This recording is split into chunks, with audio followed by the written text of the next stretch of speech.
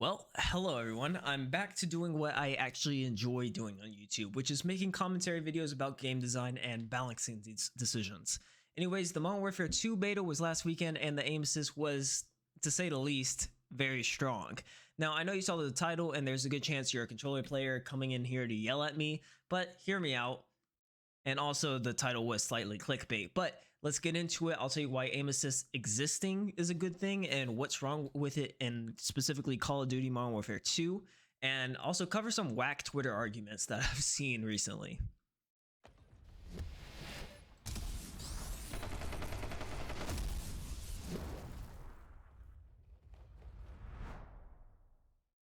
So there's no argument that aim assist is needed for controller players. I was actually a controller player all my life before switching to mouse and keyboard in recent years. So trust me, I know the struggle of trying to aim on a tiny plastic joystick.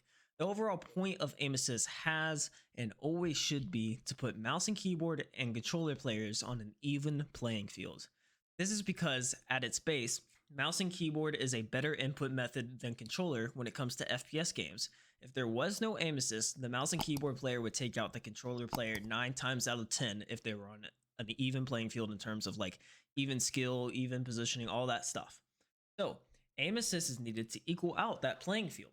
This is good if aim assist is done correctly.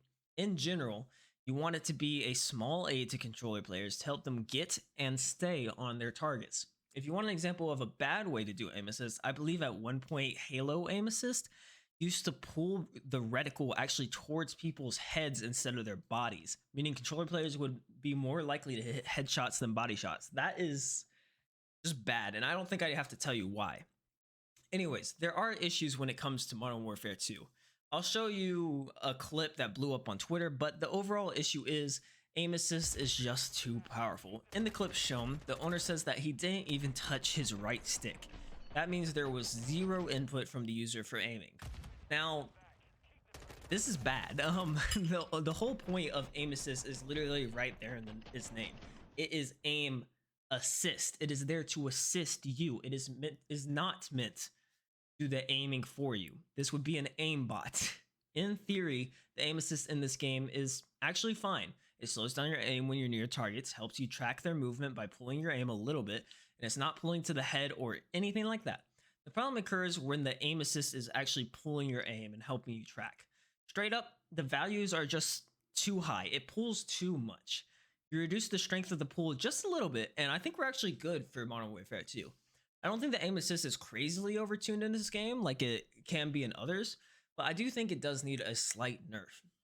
Now, of course, there have been arguments about this all over the internet, and I've seen a lot of bad takes over on Twitter. Let's go over at least one of them. This is the fun part of the video, by the way.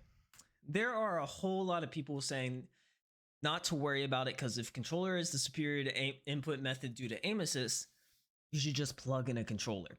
Mouse and keyboard players can just plug in a controller, but they are choosing not to, so they have no right to complain. That is the argument that these Twitter users are presenting. This line of thinking is just so flawed and backwards that it hurts me just to like have the words come out of my mouth. Like, I don't know how you even got to this stance and thought about it and presented it on the internet. Just, it's so backwards. I don't know how they got to this point. First of all, you could just say the same thing the other way if mouse and keyboard was superior. If it was the other way around, controller players wouldn't like hearing, "Oh, just plug in a mouse." If you choose not to, you just have no right to complain about it. Like, bro, at least think about your own thought process before you tweet it. Second of all, aim assist is meant to put the two inputs even. We want the two to live in harmony.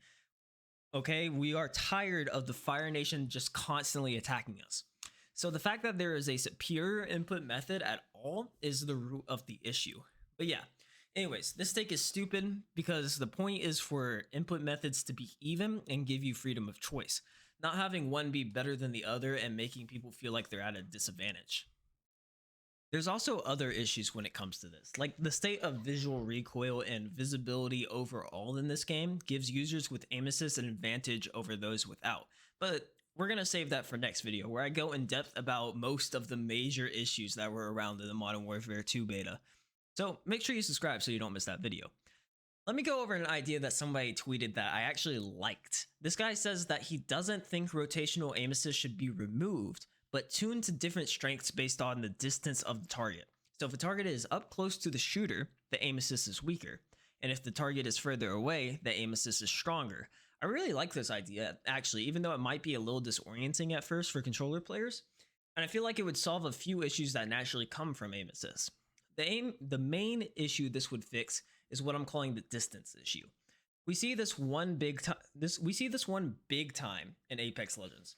When in close quarter fights, controller players have a huge advantage over mouse and keyboard players. But when the fights move to far distances, mouse and keyboard players have a large advantage over controller players. This has been an issue for years. It's gotten to the point where there are players out there that play hybrid, so both controller and mouse and keyboard, to have the best input method for whatever encounters they get. This idea about tuning rotational aim assist based on distance, if done correctly, would theoretically fix that issue and put both inputs at even playing fields at both distances, which would be amazing. Anyways, those are just my thoughts. The big bullet points for this is that aim assist in COD is mostly fine. It's just a little bit overtuned and the values just need to be slightly tweaked, so that's just a little bit weaker. It's stupid to say to just use a controller, and I'm interested in the thought of changing aim assist based on distance. It's actually really interesting. It'll definitely be a fun challenge for some engineer out there if anybody decides to ever implement it. Anyways, guys, that's the end of the video. Make sure you like and subscribe and follow me on Twitch and everywhere else. All the links are in the description below.